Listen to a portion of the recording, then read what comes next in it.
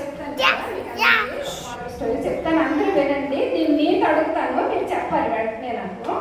అయితే ఒక గొర్రెల కాపరి ఉన్నాడంట. గొర్రెలన్నీ తోలుకొని మేత కోసం తీసుకెళ్ళాడంట. ఆ గొర్రెలన్నీ మేతలు మేస్తుంటే ఒక చిన్న గొర్రె పిల్లట ఈ పాపలాగా అది అలా మేత మేస్తూ మేస్తూ తప్పైందంట. గొర్రెల కాపరి వెనకాతలు గొర్రెలన్నీ వెళ్ళిపోయాయంట. ఈ చిన్న గొర్రె పిల్ల మాత్రము అక్కడక్కడ అలాగ గడ్డి అది ఏది దొరికితే అది తిని తప్పైంది కదా, వెతికిందట. వెతికితే ఆ మంద ఎక్కడా కనిపించలేదు. అలా వస్తుంటే ఒక చెరువు కనిపించిందట. ఆ చెరువు దగ్గర కొంచెం నీళ్ళు తాగిందంట. నీళ్ళు తాగి నాకు ఇంక తోవ తెలియదు, రాత్రి అయిపోయింది కదా అని ఆ నీళ్ళు తాగి అక్కడే పడుకుండిపోయిందంట. పడుకుండిపోయి తెల్లవారి దారి వెతుక్కుంటాను, చీకటి అయిపోయింది కదా అని. ఉదయాన్నే లేచిందట. దానికి భయం వేసిందట. అమ్మో నాకు ఎవరు ఏం చేస్తారు అని. అలాగా సడన్గా కిందకి చూస్తుంట ఒక సింహం పాదాలు అచ్చులు అక్కడ కనిపించాయంట తనకి. ఆ అచ్చుల దగ్గర నిలబడిందట. అచ్చు దగ్గర నిలబడి ఎవరు వస్తారు అని భయం భయంగా చూస్తుందట. చూసి ఒక నక్క వచ్చిందట తను తినేద్దామని.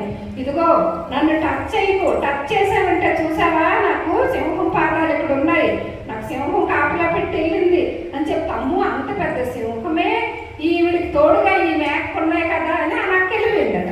పులి వచ్చిందంట. పులికి కూడా చెప్పిందట, ఇదిగో నువ్వు నన్ను టచ్ చేయకు, చూసావా సింహం పాదాలు ఉన్నాయి నా దగ్గర. అమ్మో అది అడవకంతకి రాజు ఆ సింహం పాదాలే తనకు తోడుగా ఉంటే నాకెందుకని పులి కూడా వెళ్ళిపోయిందట. అంటే పులి క్రూర జంతువు అయినా వెళ్ళిపోయిందట. వెళ్ళిపోతే అమ్మయ్య ఏదో సేవ్ అయ్యాను అనుకుంటుండగా ఆ సింహమే వచ్చిందంట. కానీ అది సింహం పాదాలని ఆ మేకకి తెలియదు. ఇదిగో చూసావా నేను ఈ పాదాలకి కాపలా ఉన్నాను, సింహం పాదాలు, నువ్వు నన్ను ఏమైనా చేశావంటే నేను ఒప్పుకున్నాను అన్నదట. సింహం అనుకుందంట అవి నా పాదాలు అడ్డు పెట్టుకుని అంత చక్కగా ఈ పాదాలు నాకు తోడున్నాయి అని చెప్తుంది. నీకు నేనేం చేయను, తర్వాత నీకు ఎవరైనా ఏం చేయడానికి వచ్చినా సరే నేను నీకేమీ చేయలేవును అని ఆహారం కోసం వెళ్ళిందట. ఆ సింహం వెళ్ళిపోయిందట. దీనివల్ల ఏంటి అర్థమైంది నీతి మనకి ఎవరికైనా తెలుసా? సింహము క్రూర జంతువు పాదాలు పెట్టుకుని ఒక మేక పిల్ల సేవ్ అయింది. స్వామి పాదాలు పట్టుకుంటే మనం ఎలా సేవ్ అవుతాము? అర్థమైందా? డాక్టర్ కావాలన్నా, ఇంజనీర్ కావాలన్నా, మనకు సత్ప్రవర్తన కావాలన్నా మనం స్వామి పాదాలు పట్టుకుంటే అవుతాము. ఆ మేక పిల్ల క్రూర జంతువు పాదాలు పట్టుకుని వదిలింపబడ్డది. లేకపోతే నక్క తినివలసింది, పులి తినివలసింది. కానీ ఆ పాదాలు సింహం అని తెలియకుండా తన పాదాలను నమ్ముకుంది. ఆ పాదాలను నమ్ముకున్న సింహం కూడా తను ఏం చేయలేదు. నీకు వేరే జంతువులు కూడా ఏమీ చేయకుండా నేను చూస్తాను అని ఆ సింహం కూడా అనడం వల్ల తనకి అవి సింహం పాదాలే అని ఈ మేక పిల్లకి కూడా తెలియదు.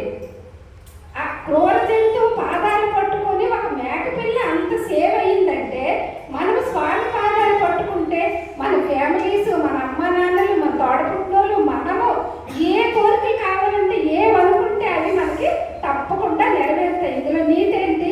మనం భగవంతుడి పాదాలు పట్టుకుంటే మనం ఏదనుకుంటే అది అవుతుంది. ఇప్పుడు మీరు అందరూ గ్రూప్ 1, గ్రూప్ 2 వాళ్ళు కూడా ఉన్నారు. గ్రూప్ 1 వాళ్ళకి కొంతమందికి ఎగ్జామ్ పెడతామని అన్ని చెప్తున్నారు కదా సూర్యబాబు గారికి. అవి మనం ఏం చేయాలి? స్వామి ముందు మనం స్వామి మందిరంలో అన్ని నేర్చుకుంటున్నాం.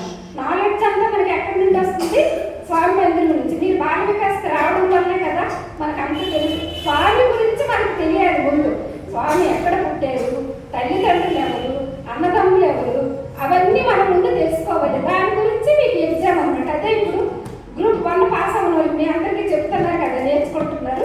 ముందు అవన్నీ మీరు స్వామి గురించి నేర్చుకోవాలి. తరువాత స్వామి చెప్పిన సూక్తులు, స్వామి చెప్పిన పద్యాలు అవన్నీ నేర్చుకుంటాం. సరేనా? నేను స్టోరీ చెప్తాను.